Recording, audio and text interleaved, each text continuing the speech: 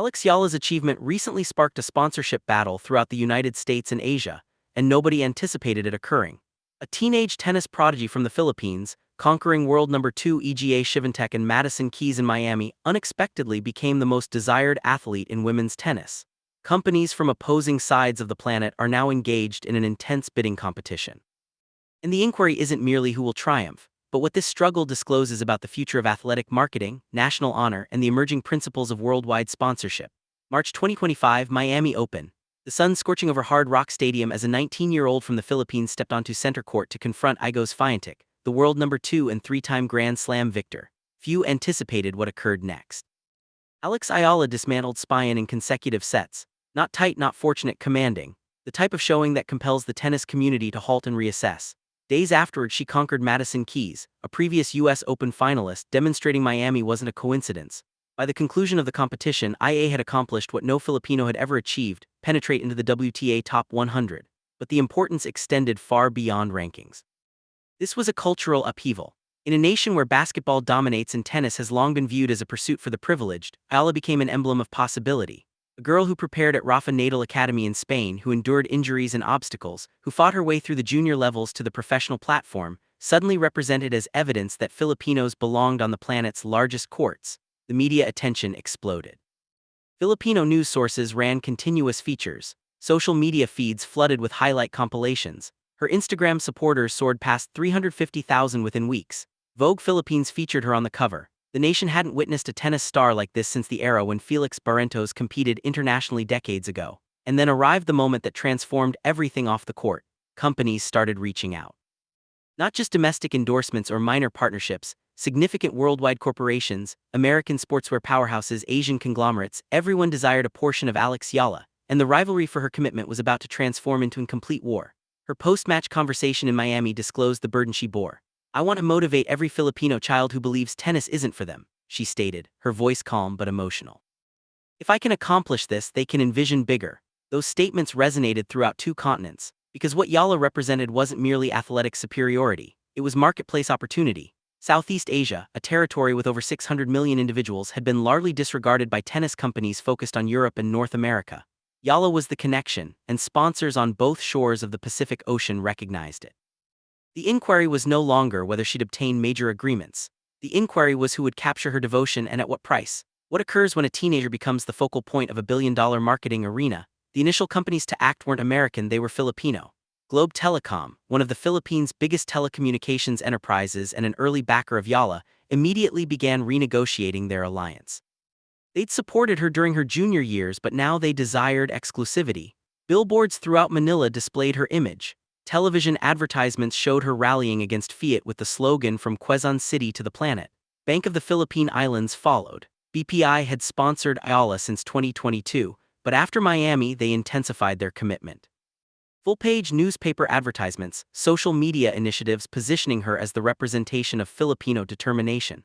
The communication was obvious. Eala wasn't merely an athlete, she was a national asset. Then arrived Locally Juice, an emerging Filipino beverage company targeting younger buyers. They contracted Eala in early 2025, utilizing her approachability and genuineness. The initiative featured her training schedules, recovery periods, and honest moments off the court. It wasn't about sophistication. It was about determination, and it succeeded. Revenue surged. Eala became identical with Filipino pride. But these alliances carried emotional significance beyond revenue margins. For generations, Filipino athletes had been overshadowed by basketball stars or boxers like Manny Pacquiao. Tennis was a specialty sport, unreachable to most. Eala's emergence challenged that story. She prepared abroad, yes, but she never disregarded where she originated from. Her Instagram entries alternated between tournament notices and acknowledgments to Filipino supporters. She wore the flag like protection. Asian companies comprehended something American corporations didn't. Eala's worth wasn't solely her tennis. It was her narrative, a girl from a middle-class household who shattered barriers. A teenager who harmonized international competition with Filipino character. Companies in Southeast Asia perceived her as a portal not merely to Filipino customers, but to an entire territory hungry for representation, and they were prepared to compete for it. Regional sponsors from Thailand, Indonesia, and Malaysia began contacting her. Tennis merchandise across Asia desired partnerships. Sportswear companies based in South Korea and Japan investigated endorsement agreements. Eala had evolved beyond a player. She was a phenomenon. But while Asian companies mobilized around cultural pride, American corporations were observing, and they had a vastly different approach. The battle was just commencing, and the subsequent action would arrive from the most influential sportswear company on the globe. Nike had been sponsoring Alex Eala since her junior days, but after Miami, they understood they had a predicament. They handled her like a developmental athlete, humble apparel agreements, no substantial marketing effort. Now she was defeating top 10 players and capturing worldwide awareness. If Nike didn't respond swiftly, they risked losing her to a rival, so they enhanced significantly. Industry authorities reported Nike proposed Eala an improved multi-year agreement complete with performance incentives tied to Grand Slam appearances and ranking achievements, but the genuine strategy was cultural. Nike introduced a limited edition Filipino heritage assortment, shoes and apparel showcasing traditional Filipino designs, the shades of the flag, and Eala's personal emblem. The communication, "We recognize you, we appreciate where you originate from." The assortment sold out within hours in Manila. Social media erupted with photographs of Filipino supporters wearing Nike-branded Eala merchandise. It was a demonstration in localized worldwide marketing, and it succeeded. But Nike wasn't solitary. Wilson, one of the largest names in tennis apparatus, began circulating speculation of a potential racket and apparel agreement. Fabricated social media entries claimed Wilson had proposed Eala $45 million over 5 years, an absurd figure that was quickly disproven. But the speculation itself disclosed something significant. Companies were willing to propose any number into the discussion to measure public response. Then arrived the most outrageous fabricated report. A manufactured Instagram story claimed Nike had proposed Eala $290 million, positioning her alongside LeBron James and Serena Williams. The entry went widespread before being revealed as fraudulent, but the consequence, or rather the excitement, was accomplished. Eala's perceived marketplace worth skyrocketed. Even fabricated agreements were producing headlines. American companies comprehended what Asian corporations sometimes undervalued. Eala's attraction wasn't confined to the Philippines. She was multilingual, prepared in Europe, and conducted herself with the composure of someone who'd navigated elite international environments since childhood. She could appeal to Americans, Europeans, and Asians simultaneously. That adaptability was uncommon and costly. Nike's enhanced agreement reportedly included provisions that gave Eala creative authority over Filipino-themed initiatives. She wasn't merely a billboard, she was a partner. That distinction mattered because while Asian companies offered emotional attachment, American companies offered worldwide framework, media influence, distribution channels, and association with legends like Sharapova and the Williams sisters. The parallels to Emma Raikkonen were unavoidable. Both teenage sensations, both breakthrough stars who captured imaginations instantly, both immediately thrust into sponsorship competitions. But there was a crucial distinction. Red Anu secured massive agreements before demonstrating long-term consistency. Ali's Keys seemed determined to prevent that pitfall. Still, the pressure mounted. Every competition became a demonstration. Every victory raised her value, and every company from Adidas to Under Armour to regional powerhouses was observing. But behind the glamour and the finances, a deeper conflict was developing. One that had nothing to accomplish with contracts and everything to accomplish with character. The sponsor battle around Alex Eala wasn't merely about finances, it was about who possessed her narrative.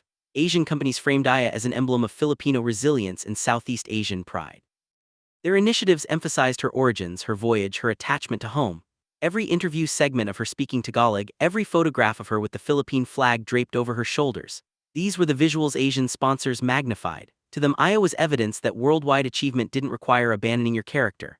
American companies, conversely, positioned Eala as the subsequent worldwide tennis icon. Their initiatives focused on her performance, her capability, her position among the sport's elite. They highlighted her victories over top competitors, her ranking ascent, her future Grand Slam possibilities. To them, Eala was a star in development, and stars transcended boundaries. The conflict was subtle but genuine, and it manifested publicly. When Nike released the Filipino Heritage Collection, some Filipino supporters celebrated the recognition. Others accused Nike of cultural exploitation, arguing that an American company had no authority to profit from Filipino character. Social media discussions raged. Was Nike honoring Eala's heritage or exploiting it? Meanwhile, Filipino companies faced their own criticism. Some argued they were utilizing Eala's achievement to guilt her into remaining devoted to domestic sponsors, even if American agreements offered superior financial security and worldwide exposure. The phrase "utang na loob," a Filipino concept of debt of appreciation, surfaced in discussions. Did Eala owe Filipino companies her devotion because they supported her initially, or did she possess the authority to pursue the finest opportunities regardless of geography? The fabricated sponsorship speculation added disorder to the confusion. A manipulated image circulated claiming Emirates Airlines had contracted Eala to a $2 million agreement. It was fraudulent. Another entry alleged Adidas was preparing a hostile acquisition attempt to steal her from Nike. Also fraudulent. But the proliferation of misinformation disclosed a broader reality. Eala had become so valuable, so disputed that people couldn't distinguish reality from speculation anymore. Supporters debated endlessly. Team Asia versus Team Global, devotion versus ambition, national pride versus personal development. The discourse became emotional, sometimes aggressive. Comment sections on her Instagram entries transformed into battlegrounds. Some accused her of disregarding her origins if she leaned too heavily into American partnerships. Others accused Filipino companies of restraining her back if they couldn't match international proposals. And through it all, Aya remained relatively silent. She posted appreciation for her sponsors. She represented the Philippine flag at every competition, but she didn't participate in the discussion directly. Perhaps she comprehended that no response would satisfy everyone. What became obvious was this: the sponsor battle wasn't merely a business rivalry. It was a referendum on globalization, character, and what athletes owe the nations that raised them, and the consequences were higher than anyone understood. Beyond the contracts and initiatives, the struggle for Alex Eala exposed a fundamental transformation in athletic marketing. For generations, tennis sponsorships followed a predictable formula. Dominant Western companies contracted dominant Western athletes: Sharapova, Federer, Nadal, Williams. The model functioned because the markets aligned, but Aya represented something distinct. She wasn't Western, she wasn't from an established tennis powerhouse, yet she possessed crossover attraction that traditional stars couldn't equal. She spoke English, Spanish, and Tagalog. She prepared in Europe but represented Southeast Asia. She was comfortable in Manila boardrooms and Miami press conferences. That adaptability made her a unicorn. The genuine prize wasn't merely Aya's commitment. It was access to Southeast Asian markets that companies had largely disregarded. The Philippines alone possesses over 110 million individuals with a young, digitally engaged population. Indonesia, Thailand, Vietnam, Malaysia. Combined, these markets represented billions in untapped consumer expenditure. Aya was the solution to unlocking that capability. Nike comprehended this. Their Filipino heritage assortment wasn't merely about honoring AYA, it was a trial run for broader Southeast Asian expansion. If the assortment succeeded, Nike could duplicate the model with athletes from Thailand, Indonesia, Vietnam. Aya was the verification of concept. Asian companies comprehended this too. If they could maintain Aya devoted, they could position themselves as credible alternatives to Western powerhouses. They could demonstrate that domestic companies could compete worldwide, that Filipino corporations could sponsor world-class athletes without American or European intermediaries. The parallels to Emma Raducanu became more relevant. Raducanu's post-US Open sponsorship spree generated over $20 million in agreements within months. But her on-court results struggled to equal the excitement, and some companies quietly distanced themselves. Aya's team seemed determined to prevent that trajectory. They weren't rushing into mega agreements. They were constructing carefully, ensuring Aya's image grew alongside her ranking. But the pressure was enormous. Every competition mattered. Every defeat risked damaging her marketability. When Aya struggled in certain competitions after Miami, critics questioned whether she could maintain the momentum. Companies grew cautious. The sponsor battle cooled slightly, not because interest disappeared, but because everyone desired to observe if Miami was a breakthrough or an anomaly. Aya's own statements provided insight into how she navigated the chaos. In interviews, she repeatedly emphasized her aspiration to motivate Filipino youth. "I want children in the Philippines to recognize that tennis is achievable for them," she stated, "that they don't require to originate from wealth or privilege. They merely require to believe." That genuineness resonated because, unlike athletes who delivered corporate talking points, Aya seemed genuinely attached to her mission. She visited schools in Manila. She posted training advice for aspiring players. She engaged with supporters in Tagalog on social media. She wasn't performing a Filipino character for sponsors. She was experiencing it, and that's what made her dangerous to established marketing formulas. She couldn't be categorized. She refused to select between being Filipino and being worldwide. She existed in both spaces simultaneously, and companies had to adapt to her, not the opposite way. But as the battle raged on, one inquiry remained unanswered. What did Alex Eala actually desire? As of early 2025, the sponsor battle around Alex Eala continues to simmer. No single company has secured total exclusivity. Nike remains her primary apparel sponsor, but Filipino companies like Globe and BPI maintain strong partnerships. New agreements are speculated but unconfirmed. The marketplace is observing, waiting for her subsequent action both on and off the court. What's obvious is that Eala has fundamentally transformed the economics of tennis sponsorship. She demonstrated that athletes from non-traditional tennis markets can command worldwide awareness. She demonstrated that cultural genuineness and commercial attraction aren't mutually exclusive. She compelled companies to reconsider their geographic priorities and marketing approaches. The broader implications are enormous. If Eala continues to ascend, if she penetrates the top 50, captures a WTA title, makes deep Grand Slam runs, the sponsor battle will intensify. More companies will enter the bidding. More markets will open up, and more athletes from Southeast Asia, Africa, and Latin America will understand they don't have to wait for Western validation to construct valuable images. But there's a reverse side. The examination will expand. The expectations will multiply, every defeat will be analyzed, every sponsor decision will be questioned. Eala will navigate pressures that most 19-year-olds never confront. And she'll accomplish it under the burden of national pride, corporate interests, and worldwide media awareness. Her coach and mentor, Tony Nadal, believes she possesses what it requires. Alex has the mentality and the talent to be among the finest in the planet.